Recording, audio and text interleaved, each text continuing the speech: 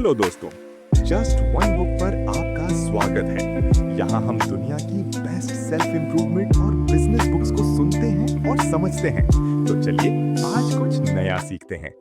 मेरे भाई, मेरी बहन, आज बैठ जाओ। आज कोई ज्ञान नहीं, कोई उपदेश नहीं। आज मैं तुमसे एक ऐसे दोस्त, एक ऐसे भाई की तरह बात करूंगा जिसने जिंदगी का सबसे अंधेरा कोना देखा है और वहां से वापस आने का रास्ता ढूंढ निकाला है। क्या तुमने कभी वो घुटन महसूस की है? वो फीलिंग जब बाहर से सब कुछ परफेक्टली नॉर्मल दिखता है। तुम्हारे पास एक ठीक ठाक जॉब है, पहनने को कपड़े हैं, वीकेंड पर दोस्तों के साथ बैठने के पैसे हैं, पर अंदर से एक ऐसी बेचैनी है जो तुम्हें खा रही है। तुम सांस तो ले रहे हो पर जिंदा नहीं हो। मीट कबीर, 28 साल का एक लड़का जो गुरुग्राम की एक ऊंची चमचमाती हाई राइज बिल्डिंग के 14th फ्लोर पर रहता है। बाहर से देखो तो कबीर एक सक्सेस स्टोरी है। एक छोटे से गांव से निकलकर उसने भीड़ भरे शहर में अपनी जगह बनाई, एक मल्टीनेशनल कंपनी में प्रमोशन लिया और माँ बाप के हर उस ख्वाब को पूरा किया जो उन्होंने उसके लिए देखा था। सोसाइटी जो कहती है उसने वही फॉलो किया, क्योंकि ज्यादातर लोग दूसरों को देखकर ही अपनी लाइफ डिसाइड करते हैं। पर एक रात 3 बजे कबीर के कमरे में सन्नाटा था।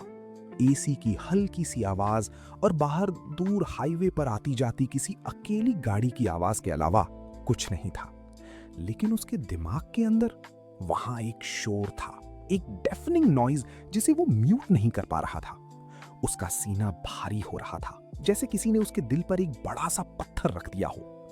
He stared at the ceiling, feeling an absolute crushing emptiness. उसके बैंक अकाउंट में सैलरी क्रेडिट होने का मैसेज आया था, पर उसे कोई खुशी नहीं हुई। उसने महसूस किया कि उसके पास पैसा है, कंफर्ट है, लेकिन इनर पीस बिल्कुल नहीं है। कबीर की लाइफ का एक सेट रूटीन बन चुका था। सुबह उठना, मैकेनिकल तरीके से तैयार होना, कैब पकड़कर ऑफिस जाना, लैपटॉप के आगे 10 घंटे निकालना, थोड़ा एंटरटेनमेंट के नाम पर नेटफ्लिक्स देखना और फिर अगले दिन वही सब रिपीट करने के लिए सो जाना। क्या यही लाइफ है? क्या हम इस दुनिया में सिर्फ सरवाइव करने आए हैं? ये सवाल रात के उस सन्नाटे में कबीर के गले में एक फंदे की तरह कस रहा था। उसने मेहनत तो बहुत की थी, पर अंदर से एक बूंद सेटिस्फैक्शन नहीं थी। हमेशा लगता था कि कुछ बहुत बड़ा मिसिंग है। उसके अंदर का वो छोटा बच्चा जो कभी क्रिकेट के मैदान में या दोस्तों को कहानियां सुनाने में घंटों निकाल देता था, वो मर चुका था। उसकी जगह एक कॉर्पोरेट मशीन ने ले ली थी। कबीर धीरे धीरे अपनी असली आइडेंटिटी खो चुका था। उसके सारे सपने जलकर राख हो चुके थे और अब वो सिर्फ उस राख को बटोरकर जिंदा रहने की कोशिश कर रहा था। फिर उस बेचैन रात में, जब एंजाइटी अपने पीक पर थी और उसे सांस लेने में तकलीफ हो रही थी, उसने अपना फोन उठाया। यूट्यूब स्क्रॉल करते हुए उसके सामने एक वीडियो, एक किताब की समरी आई। नॉर्मली वो ऐसे मोटिवेशनल कचरे को स्किप कर देता था, पर उस वक्त डेस्परेशन में उसने प्ले दबा दिया और पहली लाइन ने ही कबीर के सिस्टम को हिलाकर रख दिया। एक झटका लगा उसे। आवाज ने कहा, हर इंसान की जिंदगी सिर्फ जीने के लिए नहीं होती, बल्कि कुछ खास करने के लिए होती है। हम इस दुनिया में रैंडमली नहीं आए हैं। कबीर की आंखें स्क्रीन पर टिक गई। उसके दिमाग का शोर एक सेकंड के लिए शांत हुआ। वीडियो आगे बोला, हर इंसान के अंदर एक यूनिक गिफ्ट होता है, पर जब आप अपनी लाइफ के पर्पस को नहीं जानते तो आपकी लाइफ डायरेक्शनलेस हो जाती है। पर्पस, ये शब्द कबीर के लिए हमेशा एक मजाक था। उसे लगता था पर्पस उन अमीर लोगों के लिए होता है जिनके पास बिल्स पे करने की टेंशन नहीं होती। पर उस किताब ने उसकी इस गलतफहमी को तोड़ दिया। उसने सिखाया कि पर्पस का मतलब पूरी दुनिया बदलना या कोई एक्स्ट्राऑर्डिनरी काम करना नहीं है, बल्कि अपनी एबिलिटीज का यूज करके एक पॉजिटिव इंपैक्ट क्रिएट करना है। पर सबसे बड़ा शॉक और सबसे बड़ा आहा मोमेंट तब आया जब उस आवाज ने एक ऐसी बात पूछी जिसने कबीर को अंदर तक झकझोर दिया। किताब ने कुछ सीधे चुभने वाले सवाल पूछे। मुझे क्या करना अच्छा लगता है? मैं किस काम में टाइम भूल जाता हूं? मैं किस काम में टाइम भूल जाता हूं? कबीर ने खुद से यह सवाल किया और पहली बार उस 28 साल के थके हुए, हारे हुए लड़के की आंखों से आंसू बहने लगे। वो फूट फूट कर रोने लगा, क्योंकि सच्चाई ये थी कि पिछले 5 सालों में उसने एक भी ऐसी चीज नहीं की थी जिसमें वो वक्त का हिसाब भूल गया हो। उसकी जिंदगी घड़ी की सुइयों के गुलाम बन चुकी थी। वो अपनी ट्रू कॉलिंग से मीलों दूर निकल आया था, इसीलिए सक्सेसफुल होकर भी अंदर से इतना खाली था। लेकिन उस रोने में एक अजीब सी राहत थी, जैसे बरसों का रुका हुआ जहर आंसुओं के रास्ते बाहर आ रहा हो। उस रात कमरे की उस खामोशी में कबीर को अपने अंदर की राख के नीचे एक छोटी सी चिंगारी दिखी, एक उम्मीद। उसे समझ आ गया था कि जब तक वो अपना पर्पस खुद नहीं ढूंढेगा, ये घुटन उसे मार डालती रहेगी।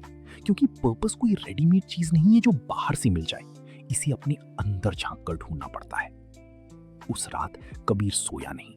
उसने डिसाइड किया कि अब वो इस सर्वाइवल लूप में नहीं जिएगा, वो अपना यूनिक गिफ्ट ढूंढेगा। पर क्या ये आसान होने वाला था? बिल्कुल नहीं। अगली सुबह जब धूप निकली तो सोसाइटी, उसकी ईएमआईज और उसके अंदर का डर उसका इंतजार कर रही थी। रात के 3 बजे की मोटिवेशन और सुबह 7 बजे की रियलिटी में जमीन आसमान का फर्क होता है मेरे भाई। जब कबीर का अलार्म बजा तो कल रात का वो आहा मोमेंट किसी धुंधले सपने जैसा लगने लगा। सूरज की रोशनी के छूते ही उसके अंदर की वो बेचैनी पूरी ताकत से वापस आ गई। कमरे का एसी बंद हो चुका था, पर उसके दिमाग के अंदर का शोर फिर से डेफनिंग हो गया था। बुक ने उसके अंदर एक चिंगारी तो जला दी थी, पर सुबह की रोशनी में सोसाइटी, ईएमआई और उसके अंदर का डर उस चिंगारी को बुझाने के लिए खड़े थे। बुक ने कहा था कि अपना पर्पस ढूंढो, तो कबीर ने वही किया जो एक टिपिकल कॉर्पोरेट इंसान करता है। उसने अपना लैपटॉप खोला और एक ब्लैंक एक्सेल शीट पर अपना मास्टर प्लान बनाने लगा। उसने सोचा कि अगर पर्पस ढूंढना है तो मुझे अपनी जॉब छोड़नी पड़ेगी, दूसरों की मदद करने के लिए कोई बड़ा एनजीओ खोलना पड़ेगा, या सब कुछ छोड़कर किसी पहाड़ पर जाना पड़ेगा। पर जैसे जैसे वो उस एम्प्टी शीट को देखता रहा, उसके सीने में वो भारी पत्थर वापस आ गया। उसकी सांसें अटकने लगी। उसको लगने लगा कि वो एक फ्रॉड है। हमारी लाइफ में एक बहुत कॉमन प्रॉब्लम ये है कि हम बड़े सपने तो देखते हैं, लेकिन शुरुआत करने से डरते हैं। कबीर को भी यही डर खा रहा था। वो सोच रहा था, मेरे पास ना तो कोई परफेक्ट प्लान है, ना ही इनफ रिसोर्सेस, तो मैं कुछ मीनिंगफुल कैसे कर सकता हूं? उसका दिमाग उसे उसकी सेफ जोन में वापस खींच रहा था, ये एक्सक्यूज देकर कि अभी सही वक्त नहीं आया है। अपनी एंजाइटी को छुपाने के लिए कबीर ने फोन उठाया और लिंक्डइन स्क्रॉल करने लगा। वहां उसने देखा कि उसके कॉलेज का एक दोस्त अपनी नई स्टार्टअप की सक्सेस स्टोरी फ्लॉन्ट कर रहा है। ये देखकर कबीर का बचा कुचा कॉन्फिडेंस भी जलकर राख हो गया। वो अपने बिस्तर पर गिर गया, बिल्कुल अकेला और लाचार। उसने बुक का सबसे बेसिक रूल तोड़ दिया था। किताब में साफ लिखा था कि सोशल मीडिया ने कंपैरिजन को बहुत बढ़ा दिया है और हम दूसरों की सक्सेस देखकर खुद को छोटा समझने लगते हैं। कबीर वही ट्रैप में फंस गया था। वो भूल गया था कि हर किसी की जर्नी अलग होती है और उसे किसी और से कंपेयर नहीं किया जा सकता। 2 दिन ऐसे ही निकल गए। कबीर ने उस किताब को टेबल के कोने में फेंक दिया। ये सब अमीर लोगों के चोचले हैं। आम आदमी का पर्पस सिर्फ ईएमआईज भरना होता है। उसने खुद को झूठी तसल्ली दी, पर वो घुटन उसके गले से नहीं उतरी। एक अजीब सी चिड़चिड़ाहट उसके अंदर भर गई थी। ओवर थिंकिंग और ओवर एनालाइजिंग उसे पैरालाइज कर रही थी। तीसरे दिन जब कबीर अपने अपार्टमेंट के नीचे कैब का वेट कर रहा था, उसका ध्यान किताब के उस चैप्टर पर गया जो उसने कल रात आधा पढ़ा था। उस चैप्टर का कोर मैसेज एक सिंपल लाइन थी, पर उस लाइन में इतनी ताकत थी कि वो किसी भी मुर्दे में जान फूंक दे। Start small, do what you can where you are.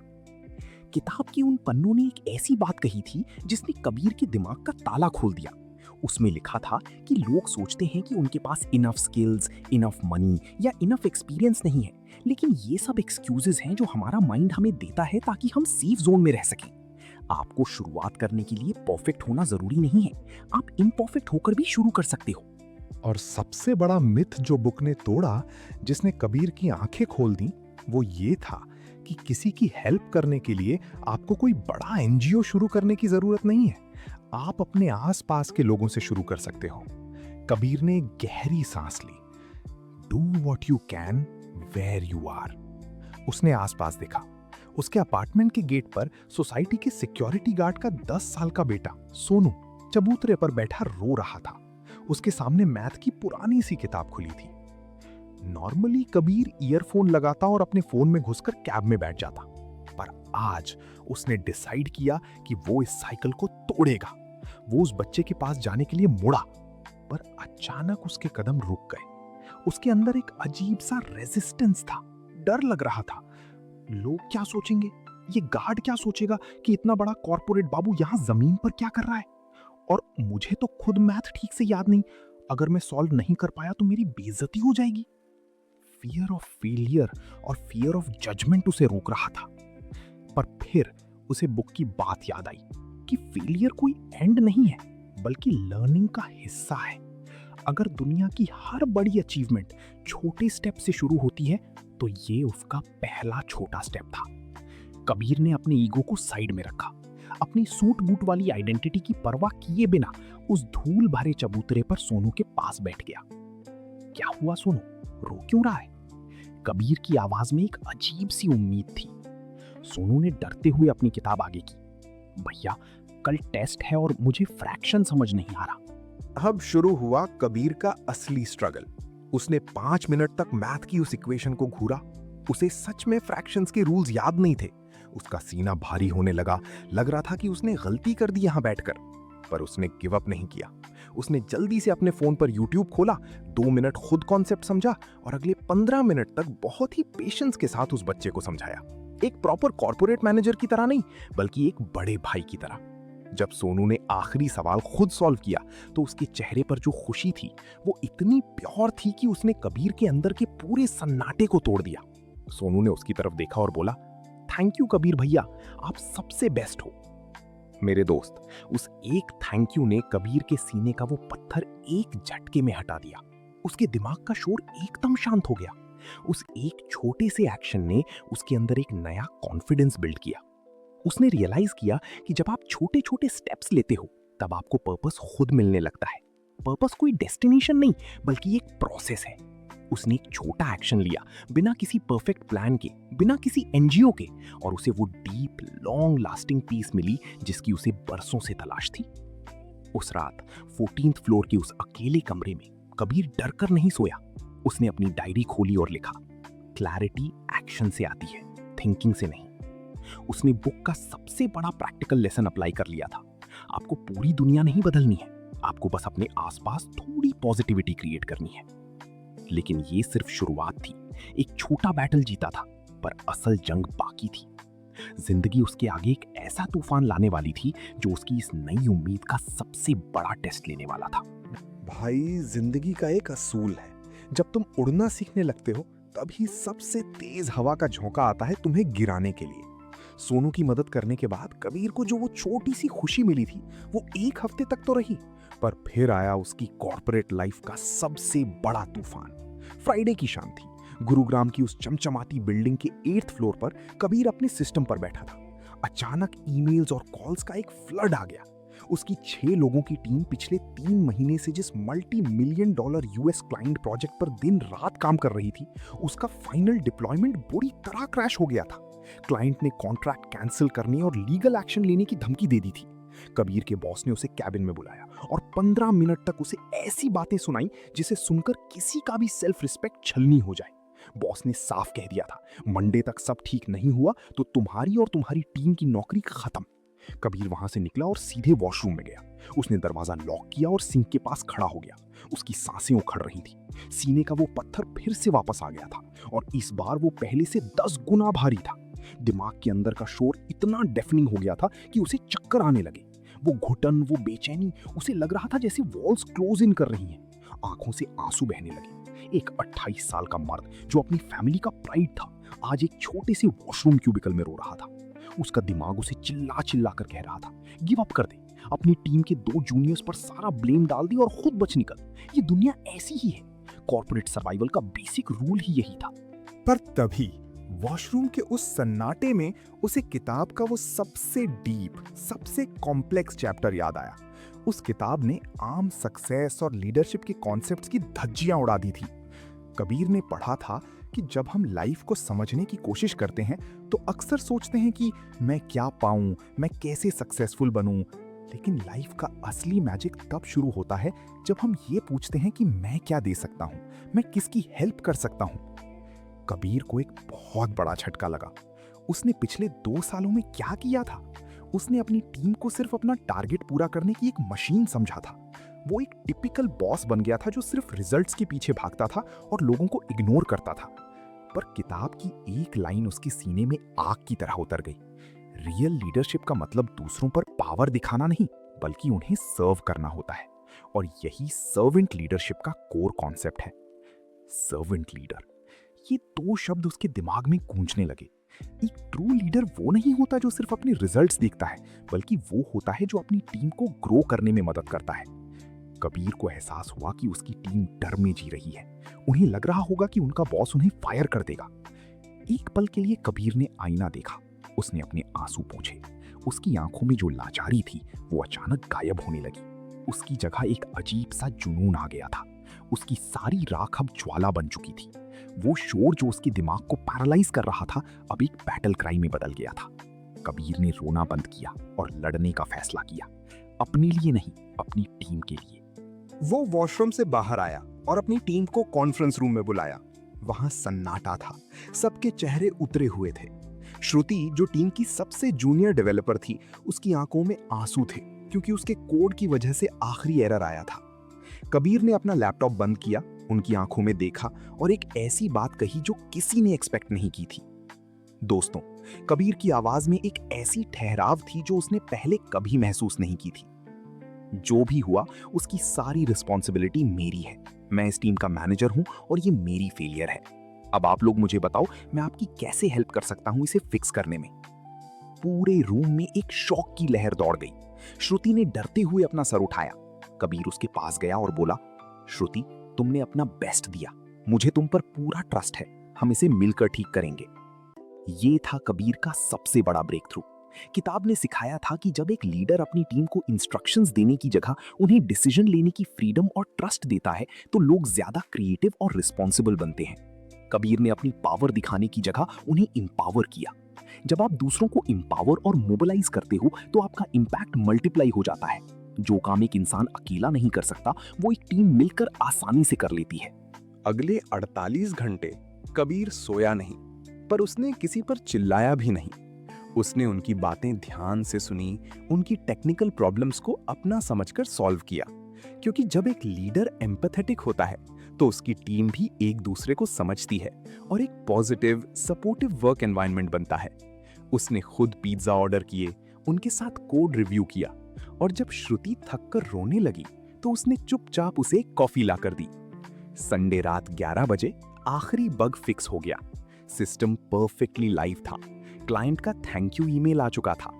लेकिन कबीर को खुशी उस ईमेल की नहीं थी।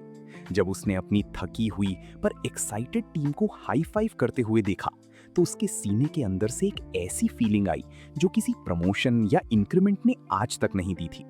सर्विस और दूसरों की हेल्प करने से जो खुशी मिलती है वो टेम्पररी नहीं होती, बल्कि डीप और लॉन्ग लास्टिंग होती है, जिसे ही रियल फुलफिलमेंट कहते हैं। कबीर अपनी डेस्क पर वापस आया। उसने एक गहरी सांस ली। आज कमरे में कोई घुटन नहीं थी। आज रात के सन्नाटे में कोई शोर नहीं था।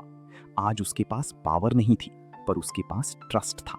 उसने रियलाइज किया कि सर्वेंट लीडरशिप वीक अप्रोच नहीं, बल्कि सबसे पावरफुल अप्रोच है, क्योंकि इसमें रिस्पेक्ट और ट्रस्ट अर्न किया जाता है। जिंदगी का सबसे बड़ा क्राइसिस कबीर के लिए सबसे बड़ी जीत बन गया था, क्योंकि उसने समझ लिया था कि अकेले दौड़ने वाले सिर्फ थकते हैं, पर जो दूसरों का हाथ पकड़कर चलते हैं वही असली मंजिल तक पहुंचते हैं।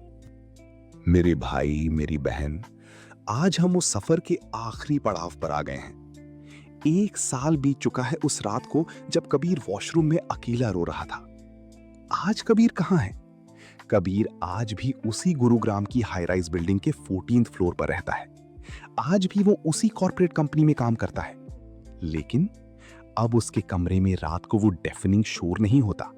उसके सीने में अब वो घुटन और बेचैनी नहीं है। उसकी आंखों में अब कोई लाचारी नहीं, बल्कि एक ऐसी चमक है जो किसी सीईओ के पास भी नहीं होती। उसके अंदर की सारी राख अब एक ऐसी उम्मीद की आग बन चुकी है जो दूसरों को रोशनी दे रही है। क्यों? क्योंकि कबीर ने समझ लिया है कि जब आप अपने पर्पस के साथ जीते हो तो आपकी एनर्जी ही अलग होती है। आप मोटिवेटेड और फोकस्ड रहते हो और काम आपको बोझ नहीं बल्कि एक अपॉर्चुनिटी लगता है। उसकी लाइफ का एक स्ट्रॉन्ग वाई बन चुका है जिसके आगे अब कोई भी तूफान छोटा लगता है। उसे रियलाइज हो गया है कि सक्सेस आपको कंफर्ट देती है लेकिन सर्विस आपको मीनिंग देती है, और जब लाइफ में मीनिंग होता है तब हर दिन स्पेशल लगता है। जब आप अपनी पर्पस को लाइव करते हो तो लाइफ सिर्फ जीने लायक नहीं बल्कि इंस्पायरिंग बन जाती है। अब बारी तेरी है मेरे दोस्त। मैं जानता हूं तू अभी कहां खड़ा है। मैं उस दर्द, उस घुटन को पहचानता हूं। तू भी अपनी लाइफ का कंट्रोल वापस चाहता है ना? तो अपनी डायरी निकाल और ये 4 स्टेप रोड मैप लिख ले। ये कोई हवाई बातें नहीं है, ये वो प्रैक्टिकल फॉर्मूला है जो उस किताब ने सिखाया और जिसने कबीर को उसके इंटरनल हेल्थ से बाहर निकाला। स्टेप 1, अपना सवाल बदलो, द माइंडसेट शिफ्ट। हमारी सबसे बड़ी बेवकूफ़ी ये होती है कि हम हमेशा खुद के दुखों पर फोकस करते हैं। हम पूछते हैं, मुझे क्या मिलेगा, मैं कैसे सक्सेसफुल बनूं? लेकिन लाइफ का असली मैजिक तब शुरू होता है जब तुम ये पूछना शुरू करते हो, मैं क्या दे सकता हूं, मैं किसकी हेल्प कर सकता हूं। जब तुम अपनी फोकस खुद की प्रॉब्लम से हटाकर दूसरों की नीड्स पर ले जाते हो, तब तुम्हें रियलाइज होता है कि तुम्हारी प्रॉब्लम्स उतनी बड़ी नहीं हैं जितना तुम सोचते थे। आज और अभी से हर सिचुएशन में खुद से पूछो, चाहे ऑफिस हो या घर, मैं यहां कैसे वैल्यू ऐड कर सकता हूं। Step 2, start small, do what you can where you are. तेरा दिमाग तुझे बेवकूफ बनाएगा। वो बोलेगा, भाई जब बड़ा बैंक बैलेंस होगा, परफेक्ट प्लान होगा, तब किसी एनजीओ में जाएंगे। ये सबसे बड़ा झूठ है। किताब साफ कहती है कि परफेक्शन की जरूरत नहीं है, आप इम्परफेक्ट होकर भी शुरू कर सकते हो। वेट मत कर, ओवरथिंकिंग छोड़, क्योंकि क्लैरिटी एक्शन से आती है, थिंकिंग से नहीं। किसी बच्चे को पढ़ा दे, किसी जूनियर की हेल्प कर दे या किसी परेशान दोस्त की सिर्फ बात ध्यान से सुन ले। तेरे पास जो नॉलेज, टाइम या एक्सपीरियंस अभी है, उसी से शुरुआत कर। डर लग रहा है फेल होने से? फेल होना एंड नहीं, फीडबैक है जो तुझे और बेटर बनाता है। स्टेप 3, कंसिस्टेंसी को अपना हथियार बनाओ। भाई एक दिन किसी की हेल्प करके तुम हीरो नहीं बन जाओगे। सर्विस एक वन टाइम एक्टिविटी नहीं है, ये एक लाइफस्टाइल है। शुरू में एफर्ट लगेगा, अजीब लगेगा, लोग जज भी करेंगे। कभी कभी लोग तेरी हेल्प को वैल्यू भी नहीं देंगे, पर तुझे रुकना नहीं है। स्मॉल एक्शंस का इम्पैक्ट टाइम के साथ कंपाउंड होता है। जब तू डेली बेसिस पर छोटे छोटे एक्ट्स ऑफ काइंडनेस करता है, तब वो तेरी आइडेंटिटी का हिस्सा बन जाते हैं। रियल ग्रोथ टाइम लेती है, इसलिए पेशेंस रख और अपनी छोटी स्टेप्स पर ट्रस्ट कर। Step 4, empower and mobilise others. Impact multiply करो। जब तू खुद खड़ा हो जाए तो अकेले आगे मत भागना। अकेले काम करने की एक लिमिट होती है। अगर तुझे अपनी लाइफ का असली पर्पस और बड़ा इम्पैक्ट चाहिए तो अपने आसपास के लोगों को इंस्पायर कर, उन्हें एम्पावर कर।